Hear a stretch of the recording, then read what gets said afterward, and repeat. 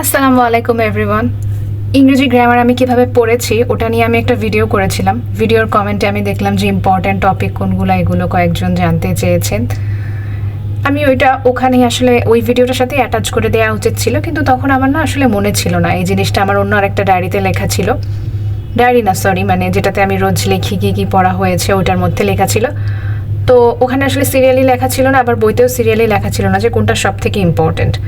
তো আমি ভাবলাম আমি আমার বইতেও লিখে ফেলি এবং আপনাদেরকেও একটু দেখিয়ে দেই কোনগুলো আসলে বেশি ইম্পর্ট্যান্ট। বইয়ে অথবা কোথাও লেখা থাকলে আসলে ওভাবে দেখা হয় না।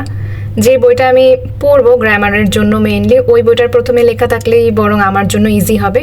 এই কারণে আমি স্টিকি নোটের মধ্যে ওগুলো তুলছিলাম। আপনি চাইলে নর্মাল একটা কাগজে লিখেও বইয়ের সাথে স্ট্যাপলার করে লাগিয়ে দিতে পারেন। আমার একটু কালারফুল পছন্দ দেখে আমি স্টিকি নোটেই লিখলাম। এই ইম্পর্টেন্ট টপিকগুলো আমি বের করেছি, আমাদের P2A-তে দিয়েছিল কোয়েশ্চেনের অ্যানালাইসিস আগের বছরের। আর উত্তরণের বইটা থেকে ওখানে 44 থেকে সম্ভবত 25তম পর্যন্ত কোয়েশ্চেন অ্যানালাইসিস করে বের করা ছিল যে কোন কোন টপিকগুলো ইম্পর্টেন্ট। তো 46-এরটা ছিল না।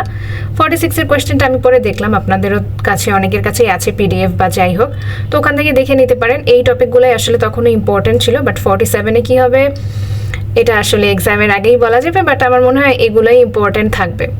উত্তরণের বইয়ে যেই অ্যানালাইসিসগুলো দেওয়া আছে প্রত্যেকটা বইয়ে, ওগুলো আমি অলরেডি আমার ইউটিউব চ্যানেলের কমিউনিটি সেকশনে পোস্ট করে দিয়েছি, যার যার লাগে ওখান থেকে দেখে নিতে পারেন। বাট ওখানে আসলে সিরিয়ালি দেয়া নেই, আমি সিরিয়ালি করলাম। এই বই দুটো থাকায় আমার করতে অনেক সময় বেঁচে গিয়েছে। আমি আপনাদের সময়টা আরও বাঁচিয়ে দিচ্ছি কারণ আমি এটা সিরিয়াল করে দিলাম। সব থেকে বেশি ইম্পর্টেন্ট হচ্ছে সিনোনিম অ্যান্টোনিম, তার মানে ভোকাবুলারি থেকে কোয়েশ্চেন বেশি আসে।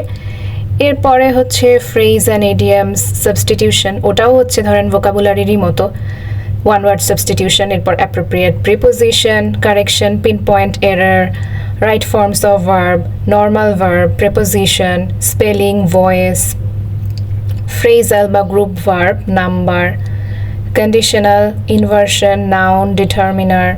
আর পাশে যে সংখ্যাগুলো লেখা ওটা হচ্ছে প্রত্যেক বছরে কয়টা কোয়েশ্চেন এসেছে সেটা।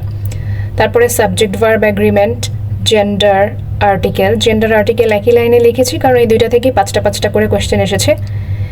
এরপরে simple, complex, compound, then degree, conjunction, narration, uses of words, various parts of speech, foreign phrase, clause and classification, adjective, composition, identification of parts of speech, suffix, prefix and tense. Tense আসলে সবার থেকে কম important দেখাচ্ছে এখানে, মানে MCQ এর জন্য, but normally কিন্তু free hand রাইটিংয়ের জন্য খুবই ইম্পর্ট্যান্ট টেন্স। টেন্স না পারলে আসলে অন্য কোনো কিছুই, মানে ভালো তো লেখা যাবেই না কোনোভাবে।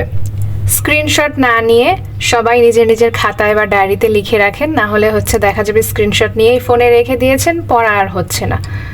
তো যাই হোক, আজকের মতো এখানেই শেষ করছি। আল্লাহ হাফেজ। আর আগের ভিডিওটা যারা দেখেননি তারা দেখে নিতে পারেন যে কোন কোন বইগুলো থেকে আমি এই টপিকগুলো পড়েছি।